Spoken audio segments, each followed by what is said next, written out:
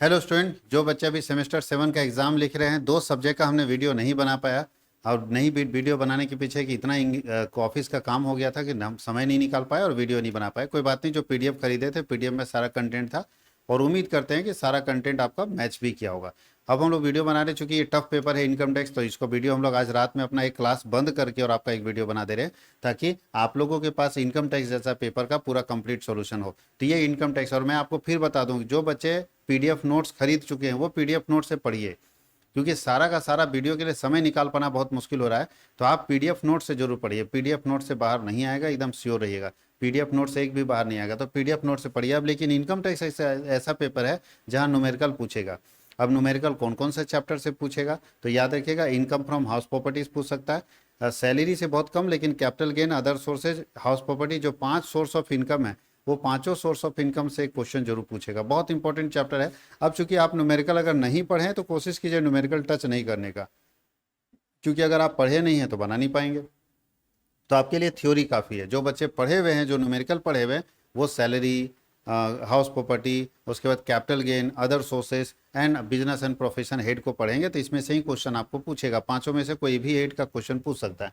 और जो बिल्कुल नहीं पढ़े हैं उनके लिए सबसे बेस्ट है कि वो थ्योरी पे ज़्यादा फोकस करें। तो चलिए थ्योरी पे ज़्यादा फोकस करें, तो शुरुआत करते हैं। पहला क्वेश्चन, व्हाट इज टैक्स? तो बोलता है सरकार को दिया गया अनिवार्य भुगतान, compulsory payment to the government, वो टैक्स होता है। टैक्स क्या होता है? Compulsory payment to the government, सरकार को किया गया अनिवार्य भुगतान टैक्स कहलाता है। अब डायरेक्ट टैक्स और इनडायरेक्ट टैक्स क्या है? तो जब डायरेक्ट टैक्स का मतलब है कि जब कस्टमर यानी पे करने वाला, जिसके ऊपर बोझ पड़ रहा है, वो डायरेक्टली अगर जनता को चुकाता है तो वो डायरेक्ट टैक्स है। जैसे इनकम टैक्स, हमारे ऊपर बोझ पड़ रहा है और हम ही चुका रहे हैं। इनडायरेक्ट टैक्स का मतलब बोझ हमारे ऊपर पड़ रहा है लेकिन हम नहीं चुका रहे हैं सरकार को, हम दे रहे हैं अपने सप्लायर को, सप्लायर जमा कर रहा है सरकार को, तो उसको बोलते हैं इनडायरेक्ट टैक्स। इनडायरेक्ट टैक्स का मतलब ऐसा टैक्स जहाँ पे इनडायरेक्ट जा रहा है सरकार के पास, और डायरेक्ट टैक्स का मतलब डायरेक्ट जा रहा है। इसमें इनकम टैक्स आएगा, इसमें जीएसटी आएगा। इसका एग्जाम्पल है जीएसटी और इसका एग्जाम्पल है इनकम टैक्स, याद रखिएगा। What are canons of taxation, मतलब कराधान के सिद्धांत क्या है, टैक्सेशन के प्रिंसिपल क्या है। तो टैक्सेशन, ये थोड़ा सा अजीब क्वेश्चन आ गया यहाँ पे, ये क्वेश्चन आपके लिए ठीक नहीं है।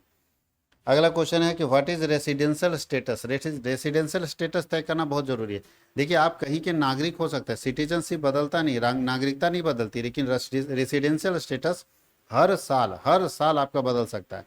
तो रेसिडेंशियल स्टेटस हर साल बदल सकता है, लेकिन नागरिकता, सिटीजनशिप नहीं बदल सकती। तो हमको ये तय करना होगा कि जिस व्यक्ति का इनकम हम टैक्स निकाल रहे हैं, पिछले साल वो भारत का निवासी था या नहीं था। अगर वो भारत में ही रहा, जैसे हम लोग कभी विदेश नहीं गए तो हम लोग तो भारत के रेसिडेंट होंगे। लेकिन अगर हम विदेश आना जाना मेरा लगा रहता है तो भारत के हम सिटीजन हैं, नागरिक है, लेकिन हम, हो सकता है कि मेरा इनकम ज़्यादा से ज़्यादा जापान में आया होगा। तो जापान में आया होगा तो हम भारत के रेसिडेंट नहीं कहलाएंगे। तो भारत के रेसिडेंशियल स्टेटस का मतलब है कि वैसा व्यक्ति जो भारत में ही निवास कर रहा है पूर्व पिछले साल वर्ष के दौरान, उसको बोलते हैं रेसिडेंस, भारत का रेसिडेंट।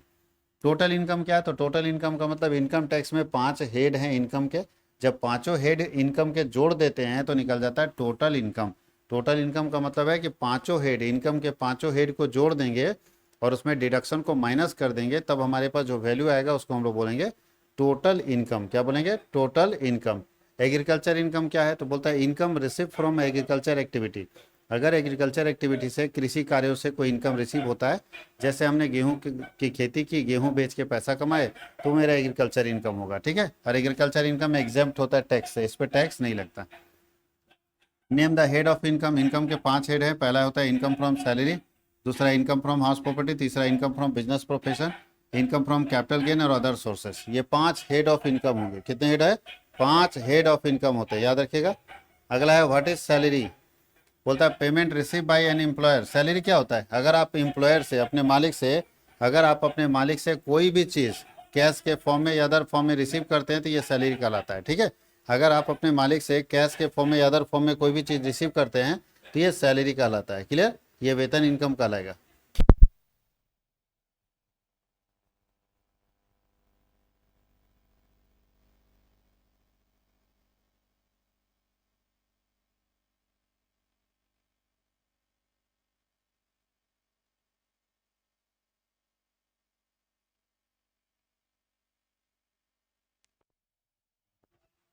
ऐसे इनकम को हम लोग क्या बोलते हैं? सैलरी, वेतन।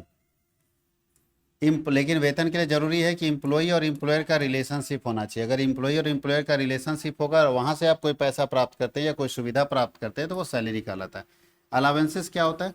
वेतन के, ध्यान रखना, अगर सैलरी के साथ कोई एक्स्ट्रा पैसा मिल रहा है, सैलरी के साथ अगर कोई एक्स्ट्रा पैसा मिल रहा है तो वो कहलाता है अलावेंसेस। देखिए ना लिखा है extra payment given with salary for a specific purpose. जैसे आपके बच्चे के इलाज के लिए पैसा दे रही कंपनी, आपके घर के रेंट के लिए पैसा दे रही कंपनी, आपके बच्चे की पढ़ाई के लिए पैसा दे रही कंपनी, तो सैलरी के अलावा कोई भी एक्स्ट्रा पेमेंट अगर आपको मिलता है तो वो कहलाता है अलावेंसेस।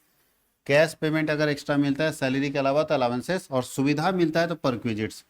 कंपनी आपको पेमेंट नहीं दे रही है, आपको सैलरी दे रही है 10,000 रुपया या 1 लाख रुपया, और साथ ही साथ कंपनी आपके लिए कार का व्यवस्था कर दी जिससे आप आराम से ऑफिस आते जाते हैं, सारा खर्चा कंपनी करती है। कंपनी आपके बच्चे के पढ़ने के लिए स्कूल की व्यवस्था कर दी जहां आपका बच्चा जाके पढ़ता है। ये सब परक्विजिट्स कहलाता है, अनुलाभ कहलाता है, जहाँ आपका मालिक सैलरी के अलावा सुविधाएं देता है। सैलरी के अलावा अगर सुविधा दे रहा है तो उसको बोलते हैं परक्विजिट्स।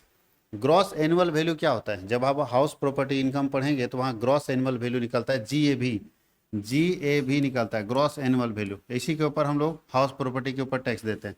तो ग्रॉस एनुअल वैल्यू निकालने के एक तरीका है, बोलता है म्युनिसिपल वैल्यू और fair rent which ever is less, और वहाँ से हम लोग निकालते थे GAV, और GAV के ऊपर ही हम लोग टैक्स देते हैं हाउस प्रॉपर्टी में। स्टैंडर्ड डिडक्शन क्या है? तो भारत सरकार ने इनकम फ्रॉम सैलरी से जो इनकम आता है उसके ऊपर एक स्पेशल डिडक्शन दे रखा है जिसको बोलते हैं स्टैंडर्ड डिडक्शन, जो अभी लगभग 50,000 के आसपास में डिडक्शन आपको मिल रहा था। म्यूनसिपल टैक्स क्या? म्यूनसिपल मतलब लोकल टैक्सेस, जो लोकल अथॉरिटी, जब हम किसी भी म्यूनसिपल नगर निगम के क्षेत्र में अपना घर बनाते हैं, हाउस प्रॉपर्टी क्रिएट करते हैं, तो हाउस प्रॉपर्टी के ऊपर नगर निगम क्या करता है? टैक्सेस वसूलता है, उसी को हम लोग बोलते हैं म्यूनसिपल टैक्स। HRA क्या है? House rent allowances. तो ध्यान रखिएगा, जब आपका मालिक आपको सैलरी के अलावा घर के लिए पैसा देता है, सैलरी के अलावा घर के लिए पैसा देता है तो उसको हम लोग बोलते हैं हाउस रेंट अलावेंसेस। घर के लिए पैसा देता है सैलरी के अलावा तो उसको बोलते हैं हाउस रेंट अलावेंसेस। याद रखिएगा, घर के लिए सैलरी के अलावा घर के लिए पैसा दे रहा है तो हाउस रेंट अलावेंसेस, और अगर घर दे रहा है तो उसको बोलते थे हाउस फैसिलिटी। बिजनेस इनकम क्या है? तो अगर कोई इनकम अर्न होता है बिजनेस और प्रोफेशन से तो वो इनकम बिजनेस इनकम कहलाएगा। प्रिजेम्पटिव टैक्सेशन क्या होता है? तो पहले माना जाता है छोटे करदाताओं के लिए आय की एक अनुमानित दर मान ली जाती है कि इतना इनकम कमाएगा और उससे अनुमानित टैक्स लिया जाता है, उसको बोलते हैं presumptive income. What is capital asset? Capital asset मतलब संपत्ति, जो भी हमारे पास लैंड, बिल्डिंग, मशीनरी, फर्नीचर जिसको हम बेचते हैं तो हम लोगों को कैपिटल गेन होता है। अगर फायदा होगा कैपिटल एसेट को बेचने से तो उस फायदे को बोलते हैं कैपिटल गेन, और लॉस होगा तो capital loss. What is transfer? Transfer का मतलब होता है सेल। ट्रांसफर होता है अगर आप अपना ऑनरशिप, अपना मालिकाना हक किसी दूसरे को देते हैं तो उसको हम ट्रांसफर बोलते हैं, इसी को हम सेल बोलते हैं, इसी को हम एक्सचेंज भी बोलते हैं। ठीक है। कैपिटल गेन क्या होगा? तो कैपिटल गेन होगा कैपिटल एसेट को बेचने से अगर कोई फायदा होगा तो वो कैपिटल गेन कहलाएगा। कैपिटल एसेट को बेचने से अगर कोई फायदा होगा तो वो कैपिटल गेन कहलाएगा। बोलते हैं इनकम फ्रॉम अदर सोर्सेस क्या होता है? तो ऐसे इनकम जो ऊपर के 4 हेड में, income from salary, income from house property, income from business profession, capital gain में नहीं आता है, उस इनकम को हम इनकम फ्रॉम अदर सोर्सेज में लेकर जाते हैं। यानी ऐसा इनकम जो ऊपर के चारों सोर्स में कहीं नहीं दिखता है, वैसे इनकम को हम इनकम फ्रॉम अदर सोर्सेज में लेके जाते हैं। नाम ही अदर सोर्स, मतलब इसका जिसका सोर्स डिफाइन नहीं है, ऐसा इनकम जिसका सोर्स डिफाइन नहीं है उसको हम लोग बोलते हैं income from other sources. Dividend income क्या होता है? तो जब कोई व्यक्ति कंपनी में पैसा लगाता है तो कंपनी उसको लाभ देती है, और जो लाभ उसको मिलता है उसी इनकम को हम बोलते हैं डिविडेंड इनकम। उसी इनकम को क्या बोलते हैं? Dividend income. लॉटरी इनकम क्या है? तो जब आप लॉटरी में पैसा लगाते हैं, जुआ खेलते हैं, वहां से अगर आप प्रॉफिट कमा लिए, लॉटरी आप जीत गए, तो वैसे इनकम को हम लॉटरी इनकम बोलते हैं। वैसे इनकम को क्या बोलते हैं? लॉटरी इनकम बोलते हैं। क्लबिंग ऑफ इनकम क्या होता है? तो जितने इनकम एक टैक्स पेयर कमाता है, मान लीजिए बहुत सारा इनकम कमा रहा है, सैलरी से भी कमा रहा है, बिजनेसों कर रहा है, ठीक है, कैपिटल गेन भी है, शेयर में भी पैसा लगा रखा है, बहुत सारा इनकम है, तो जब सारे इनकम को जोड़ देंगे एक साथ तो उसको बोलते हैं क्लबिंग ऑफ इनकम। क्या बोलते हैं? Clubbing of income. Set of losses का मतलब है कि अगर कोई बिजनेसमैन इस साल लॉस में चला जाता है तो जब अगले साल वो प्रॉफिट में जाएगा तो क्या इस लॉस को मैनेज कर सकता है? यस। जब भी इस साल अगर कोई बिजनेसमैन लॉस में चला जाता है और अगले साल प्रॉफिट कमाता है तो इस लॉस को अगले साल के प्रॉफिट से सेटअप कर सकता है, उसी को बोलते हैं setup losses. Carry forward losses वही है कि अगर इस साल सेटअप नहीं हो पाया तो अगले साल कैरी फॉरवर्ड करेंगे, अगले साल जब प्रॉफिट कमाएंगे तो इस लॉस को हम वहां पे मैनेज कर सकते हैं। ग्रॉस टोटल इनकम क्या है? तो ग्रॉस टोटल इनकम का मतलब है कि टोटल इनकम ऑफ 5 हेड्स, जो इनकम के 5 हेड होते हैं, income from salary, income from house property, income from business profession, capital gain और अदर सोर्सेज, पांचों हेड के इनकम को अगर हम जोड़ देते हैं तो निकलता है GTI, gross total income. What are deduction under section chapter, ये कोई मतलब नहीं है, ठीक है। वैसे लिख दिया कौन कौन से डिडक्शन मिलते हैं, तो 80C से लेके 80C से जो डिडक्शन शुरू होता है, से 80D 80E बहुत सारे डिडक्शन मिलते हैं, सारे डिडक्शन। रिबेट क्या है? तो कभी कभी रिडक्शन मिल जाता है टैक्स लायबिलिटी से, सरकार आपका टैक्स लायबिलिटी कम कर देती है, तो उसको हम लोग रिबेट के नाम से जानते हैं। रिलीफ क्या है? तो कभी कभी कुछ विशेष परिस्थिति में दी जाने वाली छूट को हम लोग रिलीफ बोलते हैं, जो मिलता है। What is return of income, आय विवरणी। रिटर्न ऑफ इनकम क्या होता है? तो बोलता है कर विभाग को दी जाने वाली आय का विवरण, यानी इनकम टैक्स डिपार्टमेंट को हम अपने इनकम का डिटेल भेजते हैं, उसी को बोलते हैं रिटर्न फाइलिंग, उसी को क्या बोलते हैं? Return of income. यानी हम बताते हैं सरकार को कि हम इतना पैसा कमा रहे हैं, इसी को बोलते हैं return of income. E filing क्या है? तो जब आप इनकम कमाए तो उस इनकम का टैक्स फाइल करेंगे ना, तो सरकार के पास इलेक्ट्रॉनिक माध्यम से अगर हम अपने इनकम टैक्स का फाइल भर रहे हैं तो उसको बोलते हैं ई filing. What is TDS return? TDS मतलब टैक्स डिडक्टेड एट सोर्स, जहाँ से हम पैसा कमाते हैं वहीं पे हम अगर टैक्स हमारा कट जाता है तो उसको बोलते हैं TDS। और वो टैक्स का पैसा जो काटता है मेरा एम्प्लॉयर, वो पैसा हमारे सरकार के खाते में जमा कर देता है। Who required the file return compulsory, किसको फाइल रिटर्न करना ही पड़ेगा? तो ऐसा व्यक्ति को इनकम टैक्स फाइल करना ही पड़ेगा जिसका इनकम एक एग्जेम्प्टेड लिमिट से ऊपर है। ऐसा व्यक्ति जिसका इनकम टैक्स एग्जेम्प्टेड लिमिट से ऊपर होगा, उसे अपना इनकम टैक्स फाइल करना ही पड़ेगा। What is pan? Pan number एक ऐसा नंबर होता है जिससे इनकम टैक्स फाइल होता है, बिना पैन नंबर का आप इनकम टैक्स नहीं भर सकते। पैन नंबर का फुल फॉर्म है परमानेंट अकाउंट नंबर, जो कि 10 डिजिट का होता है, और वो डिजिट अल्फा न्यूमेरिक होता है, यानी ABCD के भी लेटर मिलेंगे और 1 2 3 4 के भी लेटर आपको यहाँ पे देखने को मिलेगा। तो ये हम लोग बहुत very short answer type question complete कर लिए। अब हम लोग लॉन्ग आंसर टाइप क्वेश्चन का वीडियो कल बनाएंगे। कल कोशिश करते हैं अर्ली मॉर्निंग में आके आपके लिए वीडियो बनाए। तब तक आप देखिए और आप जरूर आप कमेंट सेक्शन में अपना कमेंट दीजिए। और मैं फिर बता रहा हूँ कि जो बच्चे अभी तक नहीं खरीदे PDF नोट्स, जाके PDF नोट्स खरीदिए, वहाँ से पढ़िए।